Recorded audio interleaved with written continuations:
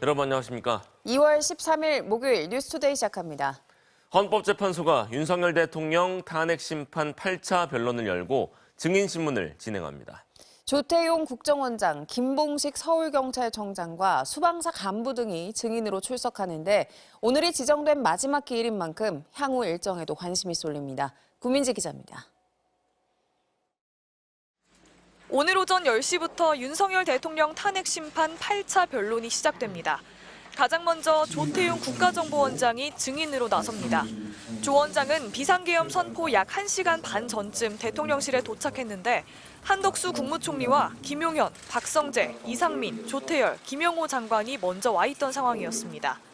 조 원장을 상대로 계엄이 국무회의 심의를 적법하게 거쳐 선포됐는지 질문이 이어질 걸로 보입니다. 윤 대통령으로부터 싹 다 잡아들이라는 지시를 받았다는 홍장원 전 국정원 1차장의 경질 사유와 계엄 당시 국정원에 주어진 역할도 물을 걸로 예상됩니다. 오후 2시에는 두 번째 증인으로 김봉식 전 서울경찰청장이 출석합니다. 검찰은 김 전 청장이 비상계엄 당일 삼청동 안가에서 윤 대통령으로부터 계엄군이 출동할 장소 등이 적힌 문서를 건네받고 계엄 선포 이후에는 국회 출입을 전면 통제하라고 지시했다고 보고 있습니다. 그 배경에 국회의원 출입을 막으라는 윤 대통령과 김용현 전 국방장관의 지시가 있었는지가 핵심 쟁점이 될 걸로 보입니다. 오후 4시부터는 조성현 수도방위사령부 1경비단장에 대한 증인신문이 이어집니다. 조 단장은 재판부가 유일하게 직권으로 채택한 증인입니다. 조 단장은 앞서 검찰에 이진우 전 수방사령관이 국회의원을 끌어내라고 지시했다는 취지로 진술했습니다. 헌재에 출석한 이 전 사령관이 형사재판을 이유로 핵심 질문에 대부분 답변을 거부하자 조 단장을 통해 상황을 확인할 필요가 있다고 재판부가 본 겁니다. 오늘 8차 변론은 현재까지 재판부가 지정한 마지막 변론 기일입니다. 증인이 추가로 채택되지 않는다면 이르면 다음 주 최후 변론을 할 거라는 관측이 나옵니다. 이후 재판관들이 의견을 나누고 결정문을 작성하는 평의에 돌입하는데 노무현, 박근혜 두 전직 대통령 때에는 약 2주가 걸렸다는 점을 고려하면 대략 3월 초쯤에 탄핵 여부가 결정될 걸로 전망됩니다. MBC 뉴스 구민지입니다. 대전 초등생 사건 관련 소식입니다. 잔혹하게 살해당한 고 김하늘 양의 부검 결과가 나온 가운데 경찰은 가해 교사에 대한 신상 공개 여부를 검토하고 있습니다. 또 주거지, 차량, 휴대폰, 학교 PC 등을 압수수색했는데요. 관련 자료를 분석해 범행 동기를 파악할 방침입니다. 김광현 기자입니다. 경찰은 가해 교사의 주거지와 차량에 대한 압수수색을 실시했습니다. 앞서 확보한 해당 교사의 휴대전화에 대한 디지털 포렌식 작업도 벌이고 있습니다. 경찰은 학교 측 동의를 구해 가해 교사의 PC와 비품 등도 제출받아 관련 자료를 분석하는 등 범행 동기에 대해 들여다볼 예정입니다. 휴대폰, 그리고 그다음에 컴퓨터, 그리고 생활 반응이 나타날 수 있는 그 모든 부분을 저희들이 수사를 해서 본인 말고 다른 사람에게 위해를 가하려는 그 목적이 무엇인지를. 경찰은 또 2018년부터 우울증을 알아왔다는 가해 교사의 진술을 확인하기 위해 관련 병원 진료 기록도 확보할 방침입니다. 작년 12월 초 가해 교사에 대해 6개월 질병 휴직이 필요하다고 진단했던 의사는 불과 3주 만에 소견을 뒤집고 정상 근무가 가능할 것으로 보인다고 진단한 것으로 확인됐습니다. 일상생활이 충분히 가능하다라는 어떤 전문가의 판단이 있었습니다. 명시되어 있었습니다. 경찰이 진행한 부검 결과 고 김하늘 양의 사인은 다발성 예기 손상으로 나타났습니다. 경찰은 사안의 중대성 등을 고려해 대전경찰청 소속 인력을 추가 배치해 수사 전담 체제를 구축하고 수사의 속도를 내고 있습니다. 현재 가해 교사는 중환자실에서 산소 호흡기를 착용하는 등 당장 퇴원이 어려운 상황으로 알려졌습니다. 체포영장 집행 후 48시간 내 구속영장을 신청해야 하기 때문에 경찰은 의료진과 상의해 체포영장 집행 시기를 조율 중입니다. 또 피의자의 신상 공개 여부 논의를 위한 심의위원회 개최 문제도 유족과 협의를 거쳐 결정할 계획입니다. MBC 뉴스 김광현입니다. 트럼프 미국 대통령이 푸틴 러시아 대통령과 전화 통화를 하고 우크라이나 전쟁 종전 협상을 즉시 시작하기로 합의했다고 밝혔습니다. 오늘로 예상됐던 상호 관세 조치는 내일 발표하기로 했습니다. 워싱턴에서 왕종명 특파원입니다. 트럼프 대통령은 자신의 온라인 계정을 통해 푸틴 대통령과 길고 생산적인 통화를 했다면서 우크라이나, 중동, 에너지, 인공지능, 달러의 힘 등에 대해 논의했다고 밝혔습니다.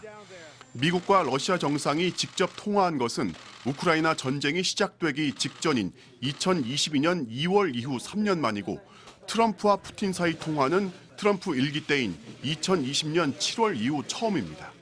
트럼프 대통령은 우리는 전쟁에서 수백만 명이 사망하는 것을 막고 싶다면서 양측 협상팀이 종전 협상을 즉각 개시하기로 합의했다고 말했습니다.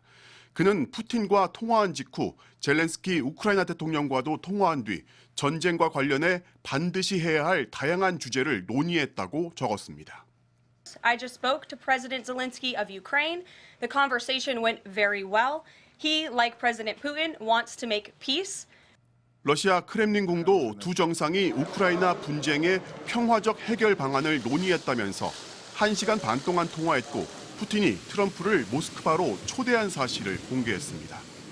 이와 별개로 유럽을 방문 중인 피트 헤그세스 미국 국방장관은 이번 전쟁의 빌미가 되었던 우크라이나의 북대서양 조약기구 나토 가입에 반대한다는 입장을 분명히 하는 동시에 우크라이나를 향해 전쟁 이전의 영토로 돌아갈 거라는 허황된 목표를 버리라고 압박했습니다.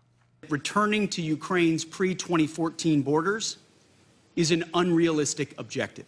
Chasing this illusionary goal will only prolong the war and 오늘로 예상됐던 상호 관세 발표를 두고 백악관은 내일 모디 인도 총리가 백악관을 방문하기 전에 발표할 거라고 예고했습니다. 워싱턴에서 MBC 뉴스 왕준명입니다. 제주 서귀포 앞바다에서 선원 10명이 탄 어선이 전복돼 5명은 구조됐고 5명은 실종 상태입니다. 풍랑주의보가 내려져 가까운 항구로 대피하던 중 높은 너울성 파도를 연거푸 맞아 배가 뒤집힌 것으로 추정됩니다. 이따금 기자입니다. 밑바닥을 드러낸 채 바다 한가운데 떠있는 어선 한 척. 뒤집힌 배 위에는 선원 1명이 위태롭게 앉아 구조를 기다립니다. 해경 구조정은 함정에 접근해보지만 강한 파도에 금세 다시 밀려납니다.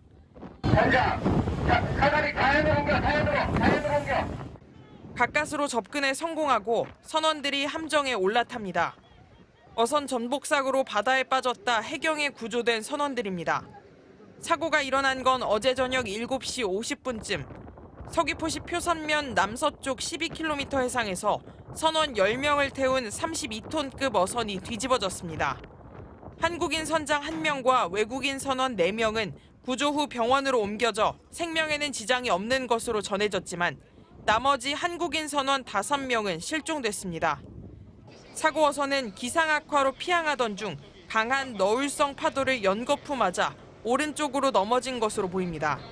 너울성 파도에 파도를 너무 많이 떠먹어갖고 한 두세 대에 맞아보니까 그거에 배가 넘어진 것 같은데요.